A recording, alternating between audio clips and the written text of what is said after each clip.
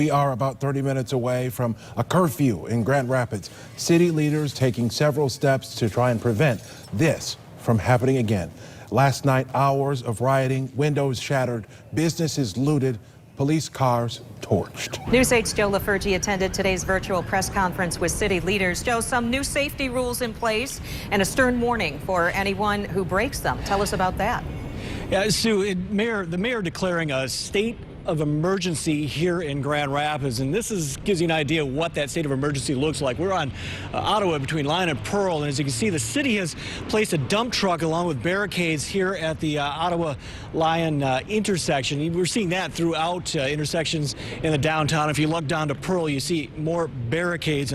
That order allows the city to call on additional resources, including the National Guard, and that's a first for the city since the civil unrest of the 1960s. We have not seen any signs of the National Guard downtown yet. However, we got some viewer video just about a half hour ago of a convoy on southbound US 131 headed this way. That convoy included some of the larger dump trucks like you see downtown right now, as well as troop carriers. Now, the order comes after that night of violence you talked about in the city that saw looting and building and police cars set on fire.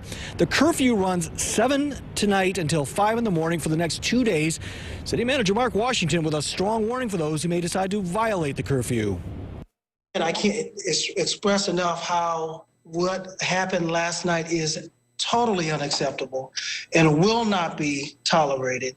And our law enforcement officers will use every means of appropriate force to prevent what is happening tonight. I know there were questions about why we didn't have officers more aggressively respond to some of the violators, and there are reasons.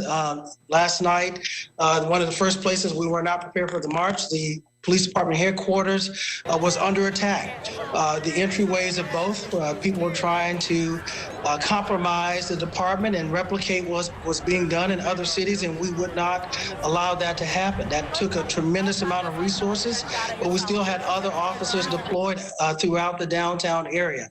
Once we were able to secure the department headquarters, you saw then increased deployment and other officers throughout the downtown area. Tonight, we will have significantly more presence. And again, I can't reemphasize enough how law enforcement officers will use every appropriate measure to reduce the amount of criminal activity that we had tonight. This is not the night you want to try it. And as you can see, they're on Lion near Ottawa. Quite a bit of traffic downtown. We're seeing quite a number of Grand Rapids police cars on the streets that ring the downtown, on the streets that are still open. Of course, major thoroughfares like Ottawa closed down, so you're going to see a lot of additional traffic on the outer streets. We don't know if that means there is a lot of people downtown coming downtown to check things out, or if that's just because the natural flow of traffic is sent everybody to those outer rings. Now, if you get caught violating the curfew, you're looking at up to 90 days in jail and a $500 fine. Live in Grand Rapids, Joe LaFurgey, News 8.